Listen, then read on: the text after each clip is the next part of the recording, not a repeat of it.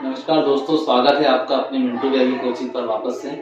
एक स्टूडेंट का डाउट आया था कि सर पार्ट 5 जो बाजार संतुलन वाला पार्ट है उसका एक बार आप रिवीजन या इम्पोर्टेंट टॉपिक समझा दीजिएगा। तो आइए अपन पार्ट 5 का रिवीजन स्टार्ट करते हैं। इसका सबसे फर्स्ट जो इम्पोर्टेंट पॉइंट है वो है बाजार संतुलन। बाजार की वह स्थिति जब बाजार मांग और बाजार पूर्ति दोनों बराबर हो जाती है, उस अवस्था को, उस स्थिति को बाजार संतुलन कहा जाता है। इसको आसान शब्दों में ऐसे भी बोल सकते हैं कि वह स्थिति जहां बाजार मांग वक्र बाजार पूर्ति वक्र को प्रतिच्छेद करता है, उस बिंदु को बाजार संतुलन कहा जाता है। प्रतिच्छेद बिंदु पर जो कीमत होती है उसे संतुलन कीमत, और प्रतिच्छेद बिंदु पर जो मात्रा प्राप्त होती है उसे संतुलन मात्रा कहा जाता है। देखिए, इस प्रकार से हम इस ग्राफ को बना सकते हैं। एक अक्ष को कहा जाता है मात्रा अक्ष और y अक्ष को कहा जाता है कीमत अक्ष। किसी भी बाजार में कीमत और मात्रा के मध्य अगर मांग वक्र बनाया जाएगा तो मांग वक्र हमेशा होता है ऋणात्मक ढाल वाला, जो y अक्ष पर ऊपर से शुरू होता है और ऋणात्मक ढाल वाली रेखा के रूप में नीचे आता है।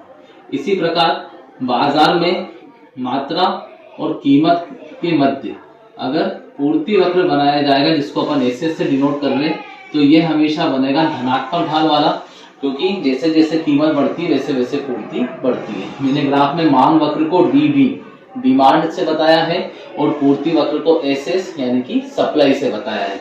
ये दोनों वक्र एक दूसरे को जिस बिंदु पर प्रतिच्छेद करते हैं, यहाँ बाजार में संतुलन का निर्धारण होता है। संतुलन कीमत को P और यहाँ पर जो मात्रा प्राप्त होती है उसे कहा जाता है संतुलन मात्रा। तो बाजार की वह स्थिति जब बाजार मांग और बाजार पूर्ति दोनों बराबर हो जाए तो उस अवस्था को बाजार संतुलन कहा जाता है। आसानी से आप इसका ग्राफ बना सकते हैं। ग्राफ बनाना है, एक से ज्यादा नंबर का प्रश्न आता है, आपको इसका ग्राफ बना देना है। मांग वक्र ऋणात्मक ढाल, पूर्ति वक्र धनात्मक ढाल, दोनों जहां पर एक दूसरे को प्रतिच्छेद करेंगे वहां पर संतुलन मिलेगा ई बिंदु पर, जहां संतुलन कीमत है P और संतुलन मात्रा है Q। अब इसी में एक परिभाषा आती है कि अधिमांग किसे कहते हैं। तो बाजार की वह स्थिति जब बाजार मांग ज्यादा हो और बाजार पूर्ति कम। परिभाषा के रूप में अगर पढ़े तो बाजार की वह स्थिति जब मांग पूर्ति से ज्यादा हो जाए, उस अवस्था को, उस स्थिति को बाजार में अधिमांग कहा जाता है। इसे बनाएंगे ग्राफ, इसका देखते हैं। यहाँ पर अपन मात्रा अक्ष Q, कीमत अक्ष P, ये मांग वक्र DD, ये पूर्ति वक्र SS, दोनों के कारण संतुलन E बिंदु पर, जहां संतुलन कीमत P और संतुलन मात्रा Q। तो बाजार की वह स्थिति जब बाजार में मांग अधिक हो तो इसे अधिमांग कहा जाता है। कब होती है इस स्थिति कि जब बाजार कीमत संतुलन कीमत से कम हो जाए। अपन मान लेते हैं कि इस बिंदु पर हमें संतुलन कीमत मिल रही है, तो यहां से अगर मैं पूर्ति और मांग का पता करने के लिए सीधी लाइन बनाऊं तो पूर्ति वाली वक्र को ये पहले प्रतिच्छेद करती है, इसे मैं QS बता रहा हूं, और मांग वाले वक्र को ये बाद में प्रतिच्छेद करती है, इसे मैंने QD से बताया। तो जब बाजार कीमत संतुलन कीमत से कम हो जाएगी तो ऐसी स्थिति में बाजार में पूर्ति रहेगी कम और मांग रहेगी ज्यादा। पूर्ति के लिए इतनी सी लाइन है और मांग के लिए इतनी बड़ी लाइन है।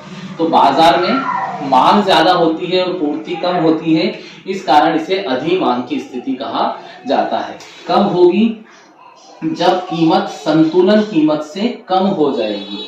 संतुलन कीमत से अगर कीमत कम है तो बाजार में अधिमांग की स्थिति उत्पन्न होती है। एक और प्रश्न आ जाता है कि बाजार में अधिपूर्ति को समझाइए।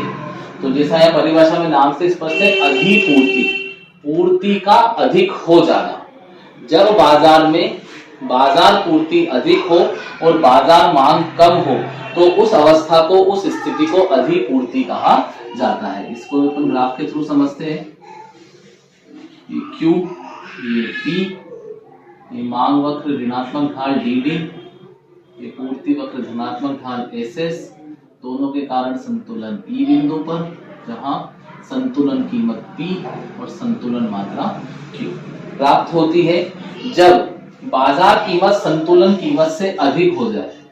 अब संतुलन कीमत हमने ज्यादा करी है और मांग और पूर्ति का पता करने के लिए सीधी लाइन अगर बनाता हूं तो ये मांग वक्र को पहले प्रतिच्छेद कर रही है और पूर्ति वक्र को बाद में प्रतिच्छेद कर रही है। तो जब भी बाजार कीमत संतुलन कीमत से ज्यादा हो जाएगी तो बाजार में मांग कम हो जाती है और पूर्ति बढ़ जाती है, जिससे बाजार में अधिपूर्ति की स्थिति उत्पन्न हो जाएगी। तो अधिमांग, अधिपूर्ति और बाजार संतुलन, ये इनका ग्राफ है, आप आसानी से इनको देख सकते हैं। अगला इंपॉर्टेंट टॉपिक इस चैप्टर में से हमारा आता है श्रम बाजार में मजदूरी का निर्धारण या श्रम बाजार में मजदूरी दर का निर्धारण किस प्रकार होता है।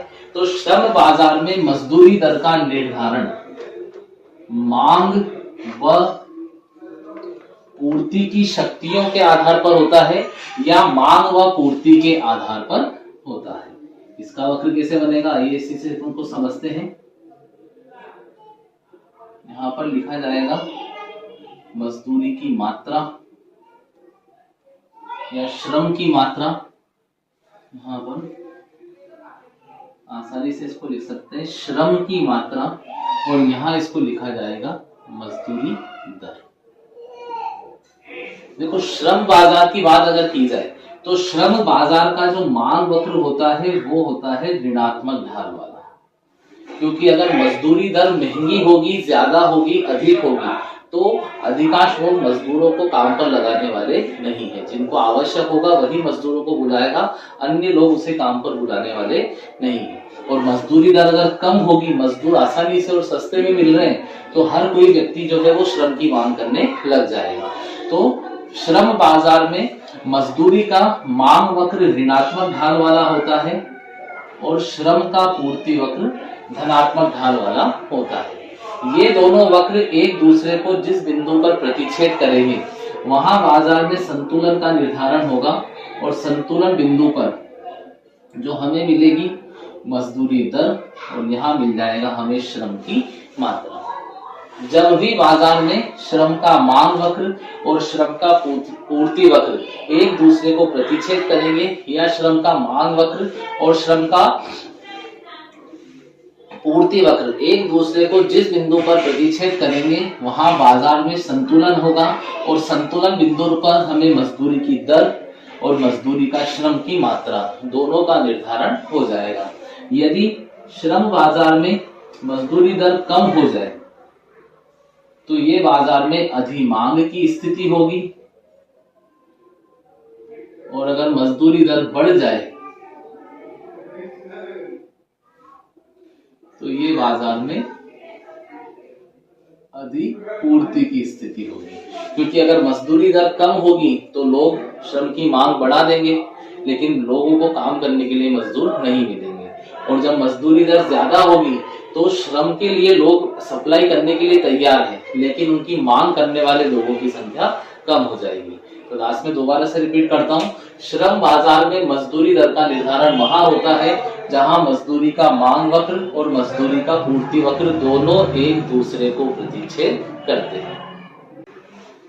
इस चैप्टर का जो नेक्स्ट इंपॉर्टेंट टॉपिक है वो है मांग में परिवर्तन होने का या मांग में शिफ्ट होने का संतुलन पर क्या प्रभाव पड़ता है या बाजार संतुलन पर क्या प्रभाव पड़ता है। अब मांग में अगर शिफ्ट होगी तो दो प्रकार से होता है, या तो होगी मांग में वृद्धि या होती है मांग में कमी। पुराने चैप्टर्स में हमारा पढ़ा हुआ है कि जब भी मांग बढ़ेगी तो मांग वक्र RHS यानी कि राइट हैंड साइड यानी कि दाएं हाथ की तरफ शिफ्ट होगा, और जब भी मांग कम होगी तो मांग वक्र LHS यानी कि बाएं हाथ की तरफ शिफ्ट होगा। मैं इस पॉइंट को ग्राफ बनाते हुए ही रिपीट करूंगा, आप देखते हुए चलिएगा। QP प्रारंभिक रूप से मांग वक्र को DD द्वारा और पूर्ति वक्र को SS द्वारा प्रदर्शित किया गया है। इनके कारण बाजार संतुलन E बिंदु पर मिलता है, जहां संतुलन की मात्रा Q और संतुलन कीमत P प्राप्त होती है। मांग में वृद्धि होने पर जो मांग वक्र है वो सीधे हाथ की तरफ RHS शिफ्ट होगा, इस कारण हमें नया मांग वक्र DD1 प्राप्त होगा। अब जो ग्राफ हम शिफ्ट करेंगे उसको आप लोगों को करना क्या है कि थोड़ा सा पेंसिल की सहायता से डार्क शेड दे देना है ताकि पता चले कि हाँ भाई हमने इस वाले ग्राफ को शिफ्ट किया है। दोबारा से पॉइंट रिपीट कर रहा हूँ। रेखा चित्र में प्रारंभिक मांग वक्र DD और पूर्ति वक्र SS है।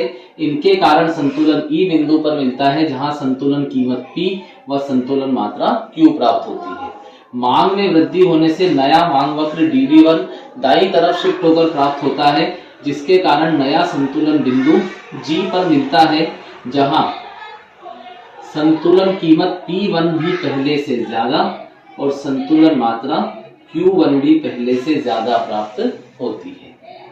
मांग में वृद्धि होने पर नया मांग वक्र दाईं तरफ शिफ्ट होगा जिसके कारण नया संतुलन बिंदु G पर मिलेगा जहां संतुलन कीमत P1 व संतुलन मात्रा Q1 दोनों पहले से अधिक है। मांग में कमी होने का क्या प्रभाव पड़ेगा, तो एक चीज पहले से क्लियर होनी चाहिए दिमाग में, जब भी मांग कम होगी तो मांग वक्र बाएं हाथ की तरफ यानी कि उल्टे हाथ की तरफ शिफ्ट होगा। रेखा चित्र में प्रारंभिक मांग वक्र को DD द्वारा और पूर्ति वक्र को SS द्वारा प्रदर्शित किया है। इसके कारण संतुलन E बिंदु पर मिलता है जहां संतुलन मात्रा Q और संतुलन कीमत P प्राप्त होती है। मांग में कमी होने से नया मांग वक्र LHS बाईं तरफ शिफ्ट होता है और इसके कारण हमें नया मांग वक्र DD1 प्राप्त होता है। इसके कारण नया संतुलन बिंदु G पर मिलता है जहां संतुलन कीमत P1 भी पहले से कम और संतुलन मात्रा Q1 भी पहले से कम हो जाती है। तो जब भी मांग घटेगी तो मांग वक्र बाईं तरफ शिफ्ट होगा। जैसा मैंने कहा था जिस वक्र को हम शिफ्ट करेंगे उसको थोड़ा सा डार्क कर देंगे पेंसिल से, तो नया वक्र के कारण नया संतुलन बिंदु G पर मिलेगा जहां संतुलन कीमत P1 भी पहले से कम है और संतुलन मात्रा Q1 भी पहले से कम है। इस चैप्टर का नेक्स्ट इंपॉर्टेंट टॉपिक है पूर्ति में परिवर्तन का या पूर्ति में शिफ्ट का संतुलन पर प्रभाव। अब पूर्ति में परिवर्तन या शिफ्ट वापस वही दो तरीके से होगा, या तो होगी पूर्ति में वृद्धि जिसके कारण पूर्ति वक्र शिफ्ट होगा दाईं तरफ यानी कि RHS, और दूसरा परिवर्तन होता है पूर्ति में कमी, इसके कारण पूर्ति वक्र शिफ्ट होता है बाईं तरफ यानी कि LHS। देखते हैं कैसे चेंजेस आते हैं।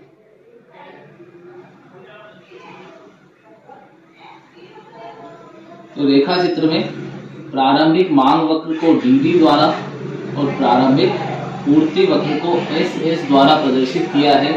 इसके कारण संतुलन E बिंदु पर मिलता है जहां संतुलन कीमत P और संतुलन मात्रा Q प्राप्त होती है।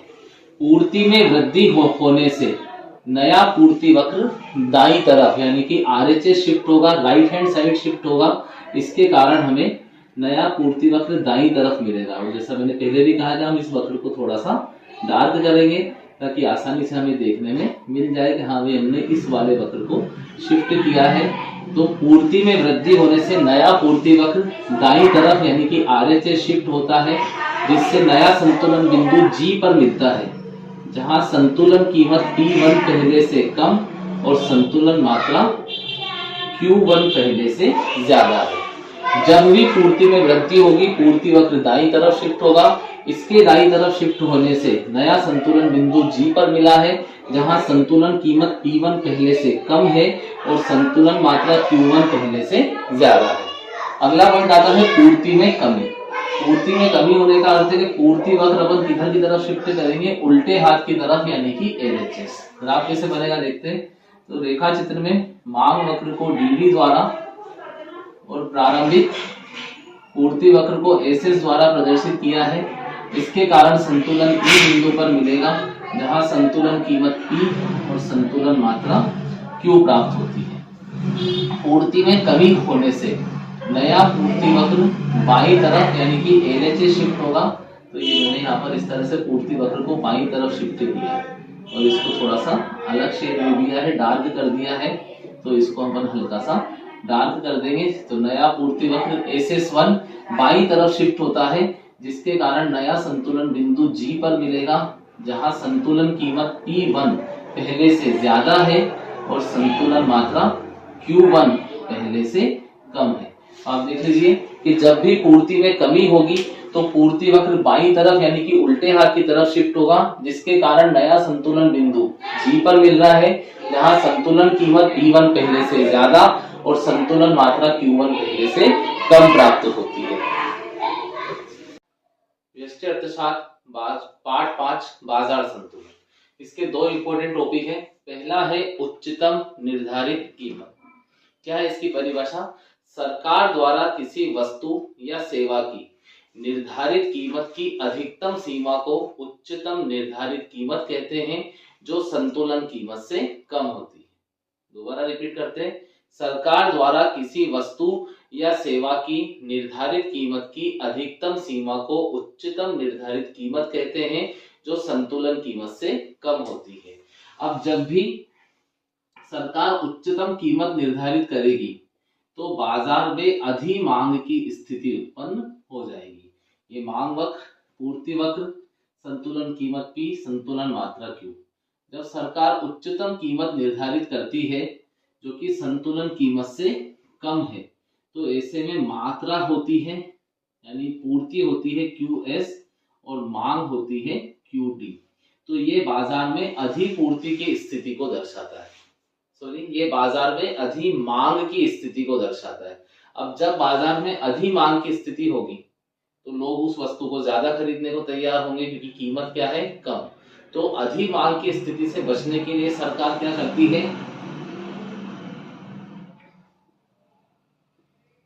राशन कूपन जारी करती है, राशन कार्ड जारी करती है, ताकि कोई भी व्यक्ति निर्धारित मात्रा से अधिक वस्तु खरीद ना सके। दोबारा से रिपीट कर रहा हूं परिभाषा।